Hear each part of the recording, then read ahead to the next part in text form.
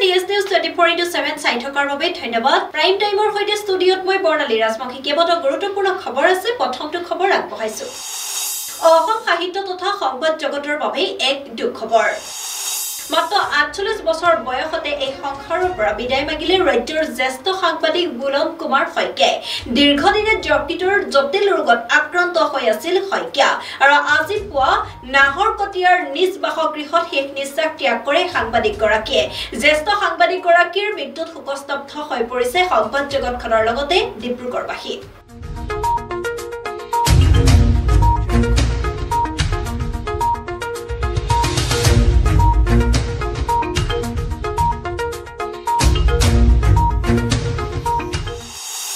আনেক খবৰ কাইলৈ শপত ল'ব ৰাজ্যৰ নিৰ্বাচিত ৫ বিধায়ক। মুখ্যমন্ত্ৰীৰ উপস্থিতিত শপত ল'ব দীপ্তি ৰঞ্জন, দীপ্তিময় দিগন্ত ঘাটৰ নিৰ্মল ব্ৰহ্ম আৰু নিহাৰ ৰঞ্জন দাসে। বিয়লি ৪ বজাত অসম বিধানসভাৰ নতুন ভৱনত ৰাজ্যপালে পাঠ কৰাব শপত বাক্য।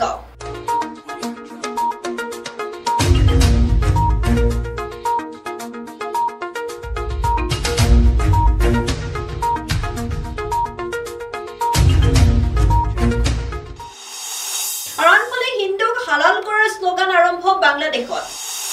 কট্টৰপন্থী ইছলামিক ভাবুকিত সঞ্চয় বাঢ়িছে এতিয়া হিন্দু লোকৰ। চৰকাৰে কোনো সুৰক্ষা নিদিয়াৰ অভিযোগ সংখ্যালঘুৰ হিন্দুৰ। ইস্কনত হিন্দুৰ বলবাদী সংগঠনৰ আখ্যা দিছিল বাংলাদেশৰ এণ্টনি জেনেৰেলে। এই সন্দৰ্ভত দেশখনৰ উচ্চ ন্যায়ালয়ত তৰা হৈছিল আবেদন। তাৰ পিছতে এতিয়া এই আবেদন আজি খাৰিজ কৰা হৈছে ন্যায়ালয়ত।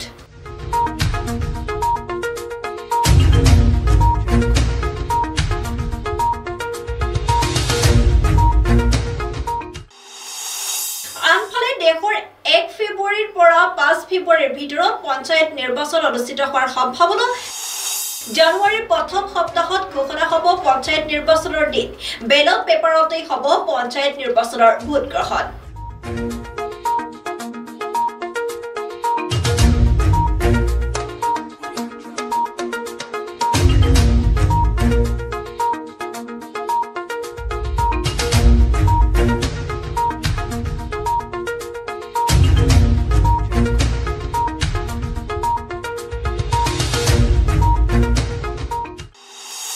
পৰৱৰ্তী খবৰ, ঝাৰখণ্ডত মুখ্যমন্ত্ৰী হিচাপে হেমন্ত সোৰেনৰ শপত গ্ৰহণ। চতুৰ্থবাৰৰ বাবে ঝাৰখণ্ডত মুখ্যমন্ত্ৰীৰ পদত সোৰেনৰ শপত গ্ৰহণত ইণ্ডিয়া মৰ্চাৰ শক্তি প্ৰদৰ্শন।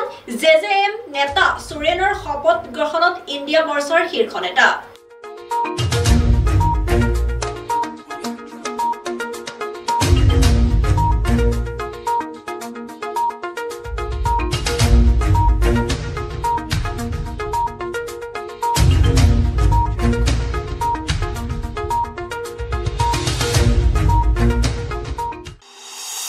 আজি কেৰেলাৰ ৱাইনাডত সাংসদ হিচাপে শপত লৈ কংগ্ৰেছ নেত্ৰী প্ৰিয়ংকা গান্ধী ভাদ্ৰাই।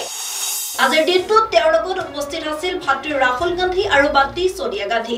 শপত গ্ৰহণৰ পূৰ্বেই নৱনিৰ্বাচিত ৱাইনাডৰ সাংসদগৰাকীয়ে কংগ্ৰেছৰ সাংসদসকলক বৈঠকত অংশগ্ৰহণ কৰে।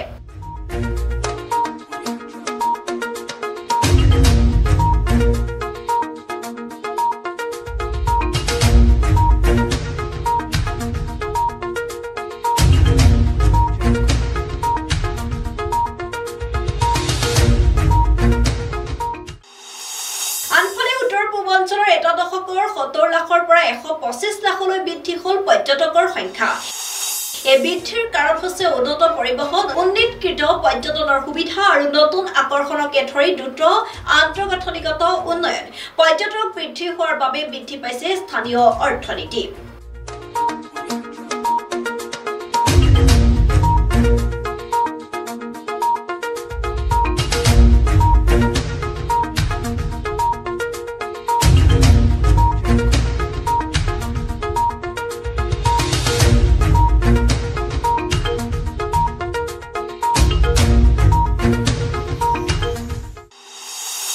আনেক খবৰ, ২০২৫ চনৰ দুৰ্গা পূজাত ৰাইজলৈ উৎসৰ্গা কৰিব গুৱাহাটী উত্তৰ গুৱাহাটীৰ দলং।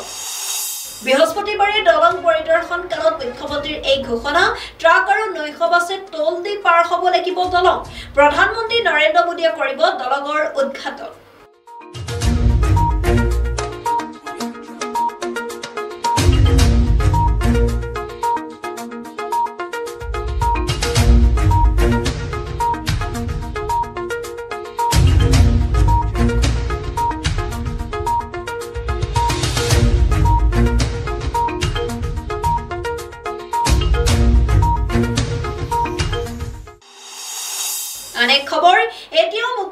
আকাশৰ তলত শিৱসাগৰৰ ডিমৌ ধৰ্ষণ কাণ্ডৰ অন্যতম এক অভিযুক্ত এই অভিযুক্তক সুনীল তপ্ন আৰু ভাইটি তপ্নক ইতিমধ্যে বুধবাৰে আৰক্ষীয়ে গ্ৰেপ্তাৰ কৰিছিল আৰু বৰ্তমানে আৰক্ষীৰ জালত পৰা নাই আন এজন অভিযুক্ত 22 নৱেম্বৰত ডিমৌত 3 লম্পতে সংঘটিত কৰিছিল এই অপকৰ্ম ঘটনাৰে জড়িত তিনিওটাকৈ কঠোৰ শাস্তি দাবী পৰিয়ালটোৰ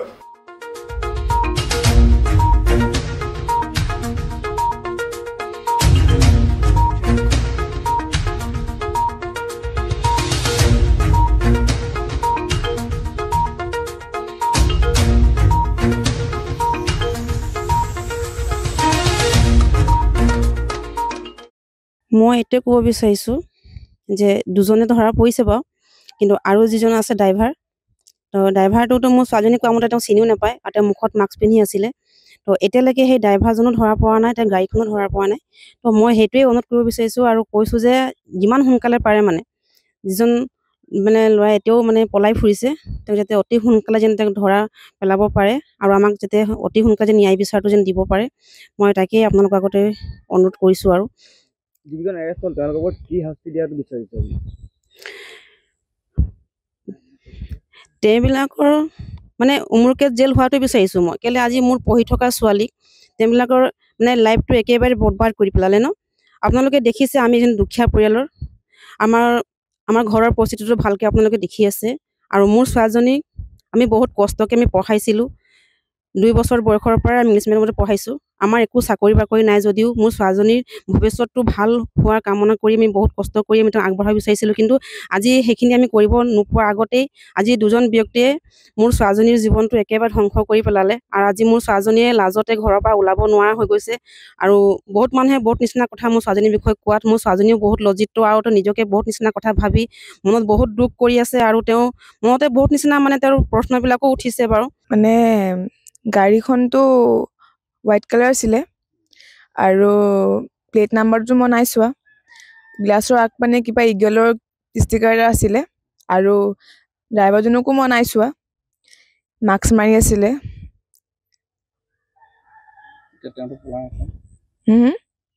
তেওঁ পলাই আছে বৰ্তমান তেওঁ পলাই আছে আৰু মই বিচাৰিছোঁ যে গাড়ীখন আৰু সেই ড্ৰাইভাৰটোক যাতে সোনকালে ধৰা পেলাওক আৰু এই যিজনক ধৰিলে তেওঁলোকৰ কি শাস্তি হোৱাটো বিচাৰিছে হেতৰটো উমেৰকে জেল হ'ব লাগে আনফালে সুমি বৰা আৰু ট্ৰেন্ডিং কেলেংকাৰীলৈ বিস্ফোৰক মন্তব্য মুখ্যমন্ত্ৰী ডক্টৰ হিমন্ত বিশ্ব শৰ্মাৰ ট্ৰেডিং কেলেংকাৰীৰ অভিযুক্তসকলে জামিন লাভ কৰাৰ সন্দৰ্ভত মন্তব্য আগবঢ়াইছে এতিয়া মুখ্যমন্ত্ৰীয়ে হাইকোৰ্টে জামিন দিলে আমি একো ক'ব নোৱাৰো বুলি মন্তব্য কৰিছে এতিয়া মুখ্যমন্ত্ৰীগৰাকীয়ে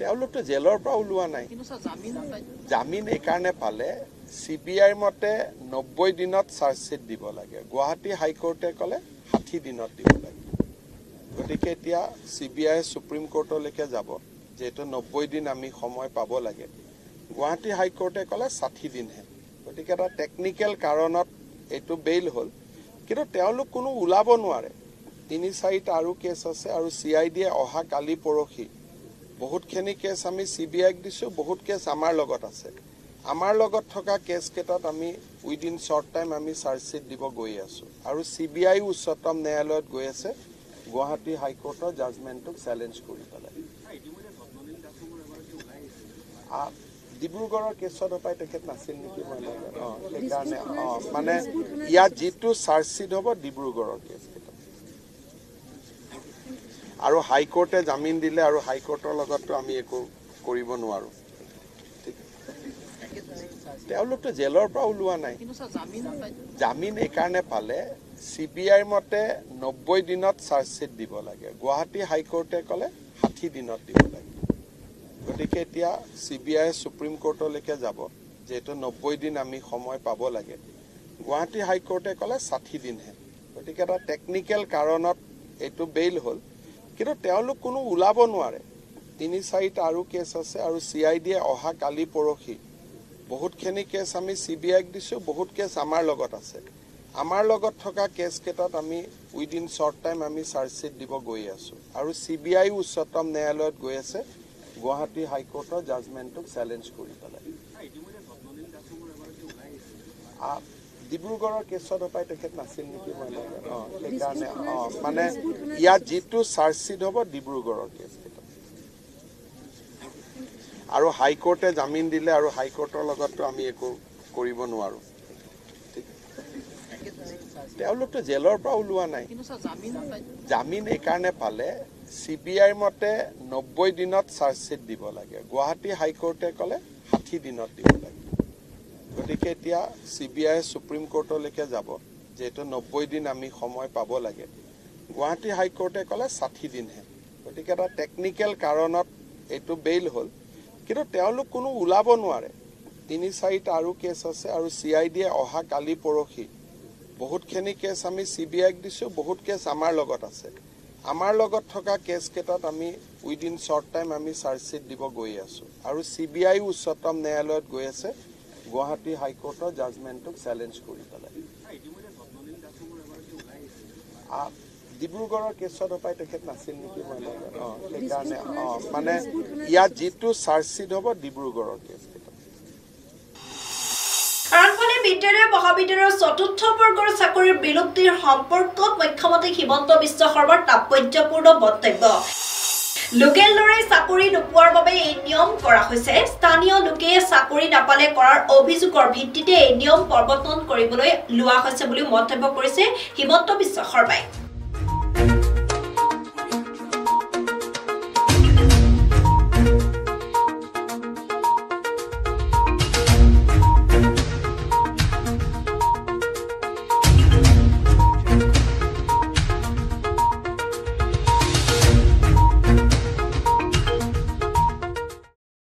সেইটো এনেকুৱা এটা কথা চলিছে যে আমি 4ৰ্থ বৰ্গৰ পদ যদি চৰকাৰী নিয়মত দিওঁ তেতিয়াহ'লে লোকেল লৰাই নাপায়।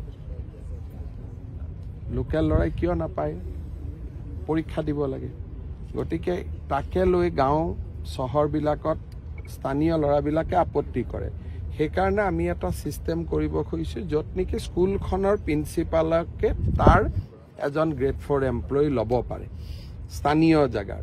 তাৰ কাৰণে এটা নীতি এটা বনাই আছোঁ, কিন্তু এইটো 26ৰ আগত নহয়, 26ৰ পিছত সেইটো ৰাখিব লাগিব। কাৰণ নহ'লে 4th গ্ৰেড এমপ্লয়ীখিনি বেলেগ জিলাৰ পৰা বেলেগ জিলাত গ'লে মানুহে বেয়া পায়। সেইকাৰণে বহুতবিলাক ৰাজ্যত আজিকালি নতুন নতুন কিছুমান নিয়ম কৰিছে, ময়ো এইবাৰ শিকি আহিছোঁ 2-3টা।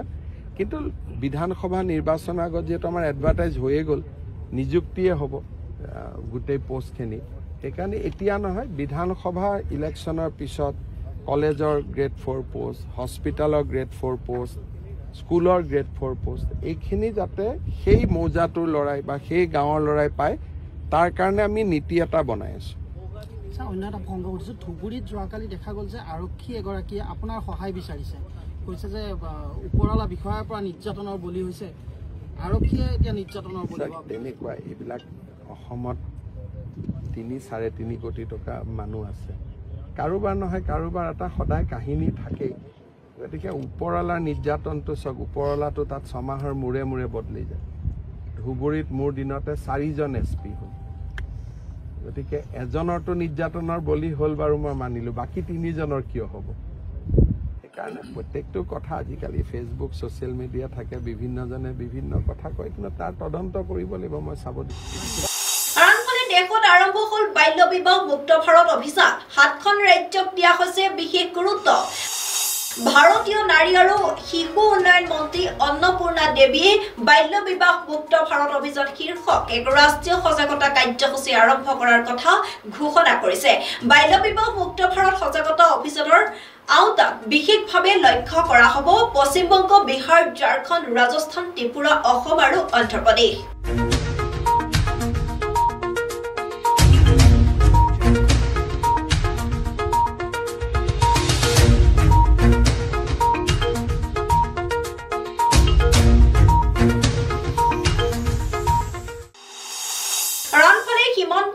পৰ্যটনৰ বাবে কাৰ্গিল গাৰৱাল যুদ্ধক্ষেত্ৰত মুকলি কৰিব ভাৰতীয় সেনাই এই কথা জনালে সেনা প্ৰধান জেনেৰেল উপেন্দ্ৰ ত্ৰিবেদীয়ে পৰ্যটকসকলে যাতে এনে যুদ্ধক্ষেত্ৰৰ প্ৰত্যক্ষ অভিজ্ঞতা লাভ কৰিব পাৰে আৰু দেশৰ বাবে প্ৰাণ আহুতি দিয়া জোৱানসকলৰ বিষয়ে অনুভৱ কৰিব পাৰে তাৰ বাবে এই পদক্ষেপ গ্ৰহণ কৰাৰ বিষয়ে উল্লেখ কৰিছে সেনা প্ৰধানগৰাকীয়ে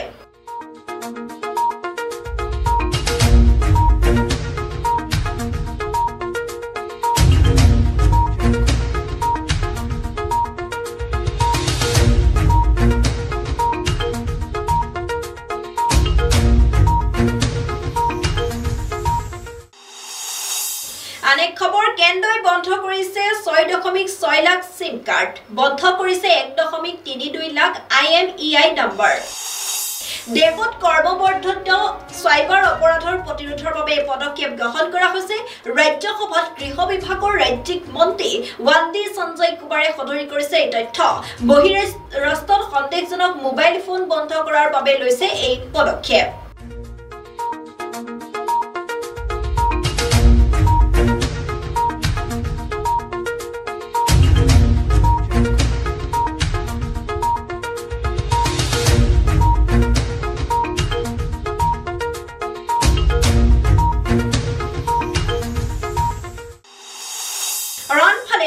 অৰণ্যলৈ নি লিভিং পাৰ্টনাৰক ধৰ্ষণৰ হত্যা প্ৰেমিকাৰ শৰীৰ 40ৰ পৰা 50 টুকুৰা কৰি ঘন জংগলত পেলালে প্ৰেমিকে সম্প্ৰীতি আৰক্ষীৰ জালত এতিয়া প্ৰেমিক নৰেশ ভাংৰা ঝাৰখণ্ডৰ খুমটি জিলাত সংঘটিত হৈছে ভয়ংকৰ ঘটনা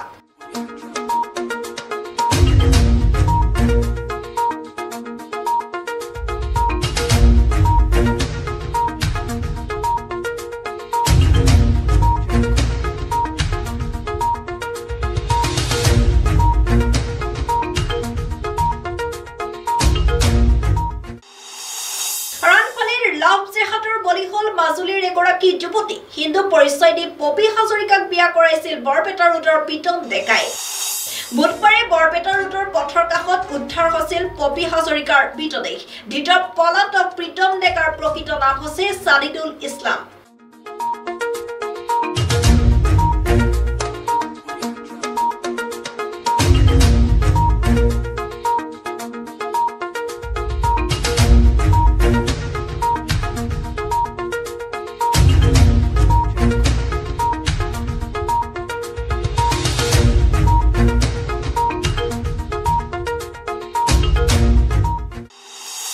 শিৱসাগৰ জিলাত ৰাজ্য চৰকাৰৰ ৰাজহুৱা হিচাপ নিৰীক্ষণ সমিতিৰ দল উপস্থিত ৰাজ্য চৰকাৰৰ অধীনত নিৰ্মীয়মান অৱস্থাত থকা প্ৰকল্পসমূহ পৰিদৰ্শন কৰে দলটোৱে শিৱসাগৰ জিলাৰ ডিমৌ নিৰ্মীয়মান অৱস্থাত থকা ৰাইচাই গ্ৰাম্য ষ্টেডিয়াম ৰাইচাই ষ্টেডিয়ামলৈ যাতায়াতৰ বাবে লোক নিৰ্মাণ বিভাগৰ দ্বাৰা নিৰ্মাণ কাৰ্য চলি থকা পথ শিৱসাগৰত ৰুদ্ৰসাগৰত নিৰ্মাণ কাৰ্য চলি থকা ষ্টেডিয়ামৰ উপৰিও অসম চৰকাৰৰ অধীনত নিৰ্মাণ কাৰ্য চলি থকা প্ৰকল্পসমূহ পৰিদৰ্শন কৰে দলটোৱে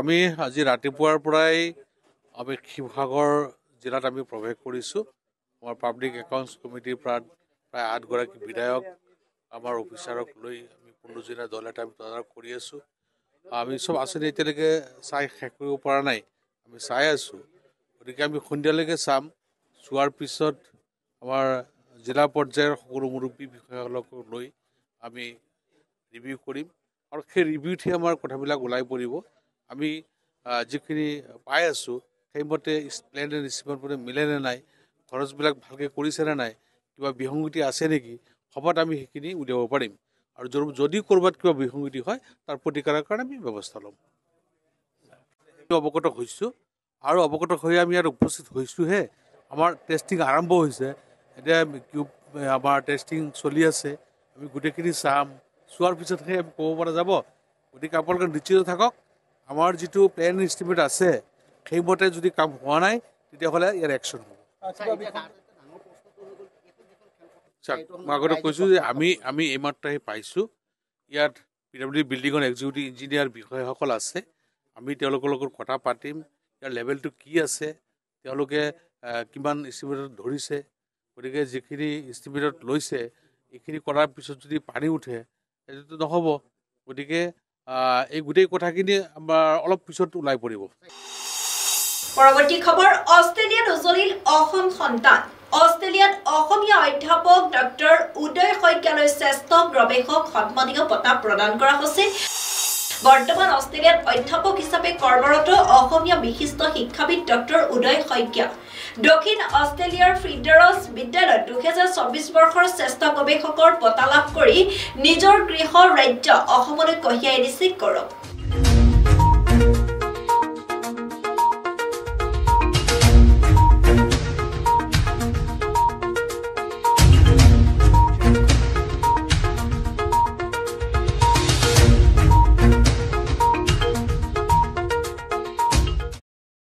মোৰ ভাইটি উদয় শইকীয়া, ডক্টৰ উদয় শইকীয়া, তেওঁ অষ্ট্ৰেলিয়া ফ্লিণ্ডাৰ্ছ ইউনিভাৰ্চিটিত তেওঁ শ্ৰেষ্ঠ গৱেষকৰ সন্মানটো ভাইচ চেঞ্চেলৰৰ পৰা পাইছে।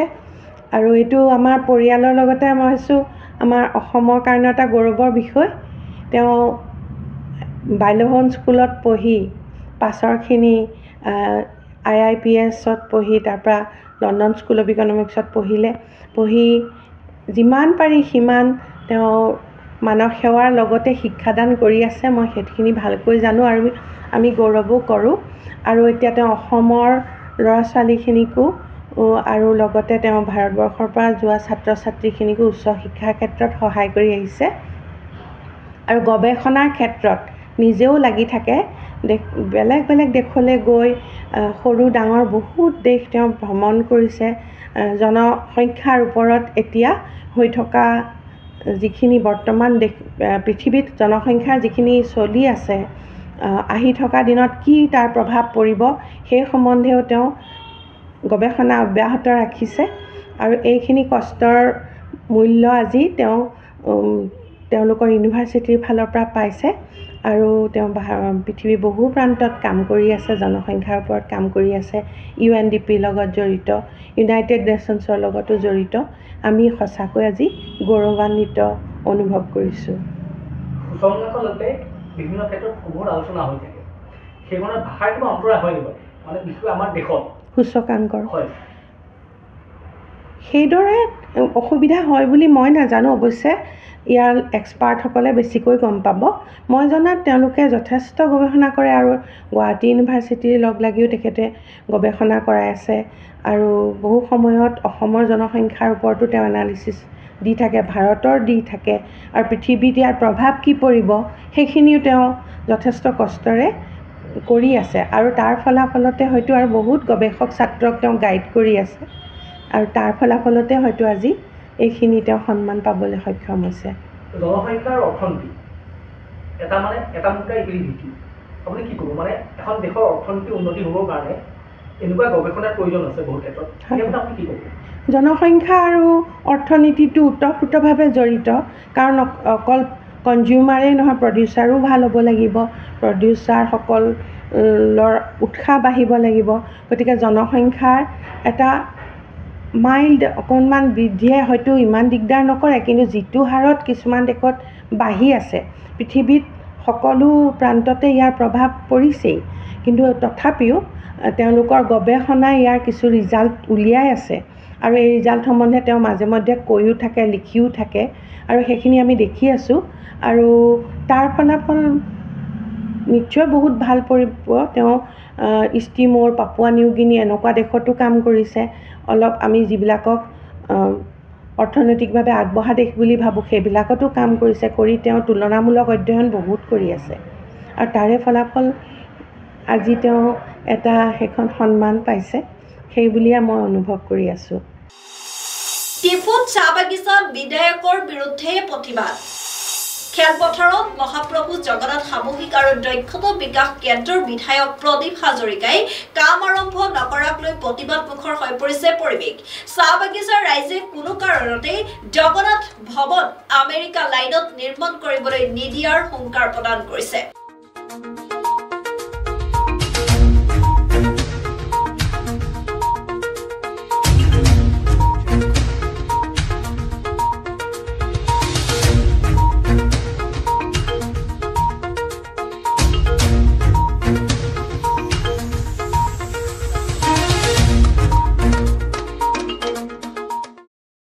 আধাৰিলা স্থাপন ইয়াত কৰিছে আৰু আমাৰ জগন্নাথ ভৱন ইয়াতে হ'ব লাগে বুলি আমি প্ৰতিবাদ কৰিছোঁ আৰু আগলৈও প্ৰতিবাদ কৰি যাম আৰু দৰকাৰ পৰিলে আমি জংগী আন্দোলনো কৰিম কাৰণ যি মন মতালি সেইবোৰ নচলিব আমি সকীয়াই দিছোঁ চৰকাৰে যি জেগাত সঠিক কাম কৰিব লাগে তাত কৰিলে ভাল পাওঁ আমি আৰু নিজৰ মন মতালি আমি কেতিয়াও মানি নল'ব নোৱাৰিম মন মতালি আমি মানি ল'ব নোৱাৰিম MLA যি কৰিছে সেইটো কিন্তু বহুত ডাঙৰ এটা আজি অপৰাধ কৰিছে আমাৰ মানে মানুহৰ মাজত আৰু বিশৃংখলা সৃষ্টি কৰাৰ এটা ষড়যন্ত্ৰ ৰচিছে কাৰণ একেই টিপুকৰ বাগানৰ মানুহখিনিকেই আমাৰ দুইটা লাইনৰ মাজত বিশৃংখলা সৃষ্টি কৰিছে যোনটো জেগাত মানে NOC আছে তাত যদি দিয়া হয় তেতিয়া ভাল পাম আমি আৰু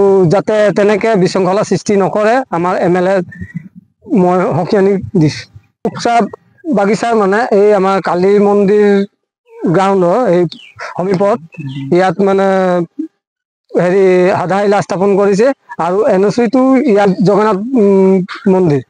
জগন্নাথ ভৱন বনাম বুলিকে ইয়াত আধাৰিলা স্থাপন কৰা হৈছে আৰু ইয়াত নকৰি বেলেগ জেগাত গৈ মানে নিজৰ মন মতালি কৰি বেলেগ জেগাত গৈ মানে ফিটা কাটিছে সেইটো আমি কেতিয়াও মানি ল'ব নোৱাৰোঁ আনফালে মানৱ সৰবৰাহৰ গোচৰত অসমকে ধৰি ছখনকৈ ৰাজ্যৰ 22টা স্থানত NIA অভিযান বিদেশত নিযুক্তিৰ নামত প্ৰবঞ্চনা ভুৱা কল চেণ্টাৰত বন্দী ভাৰতৰ যুৱক যুৱতী উক্ত গোচৰত NIA ভাৰতৰ 22টাকৈ স্থানত চলাইছে অভিযান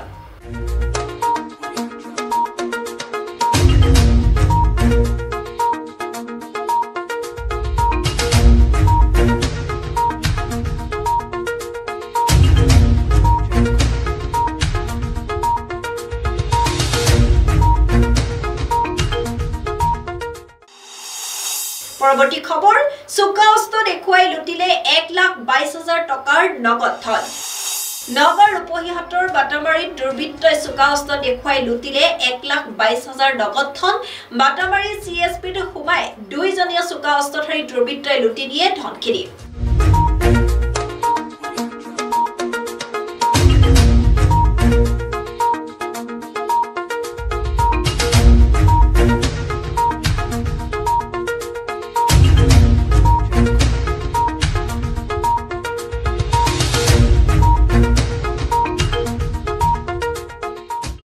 ঘটনা মানে আমি কাগজপত্র লয়ে গেছি ফিঙ্গার একটা দিছি বা তোমার টেহা 40,000 700 কত টাকা নাই আমার মন থাকে না এই টেহাটা বাইর করছে বাইর করার পর দেয় মানে হ্যাঁ বাড়ি মারা আর টেহাটে দরা একটা করছে আর আমি টেহাটা সামনে পাইলাম না আপনার CSPতে আছিলে হ্যাঁ আপনার সন্মুখত আমার সামনে হয়েছে ঘটনাটা মানে প্রহার করে টাকা লুটপাট করেছে হ্যাঁ হ্যাঁ আপনার কিহৰ টকা আছিলে আমাৰ গড়েৰ টেহা গভৰ্নমেন্টেৰ গড়েৰ টেহা আমাৰ লাস্ট কিস্তিটা আপনাৰ টকা উঠাব গৈছিল মানে বেংকৰ পৰা CSP সত্তাকাৰীৰ নাম কি আছিলে আশিকুর রহমান আছিলে আশিকুর রহমান আপুনি তেতিয়া মানে CSPতে আছিলে আমি CSPত বহা মানে চোকা ওচৰৰ প্ৰহাৰ কৰিছিল চোকৰ ওচৰত কোনৰ সন্মুখতে হৈছে আমাৰ সন্মুখতে হৈছে সময় কৰাৰ লগে প্ৰাইম টাইম বুলেটিনৰ পৰা মই বৰ্ণালী ৰাজবংশীয়ে বিদায় লৈছো ধন্যবাদ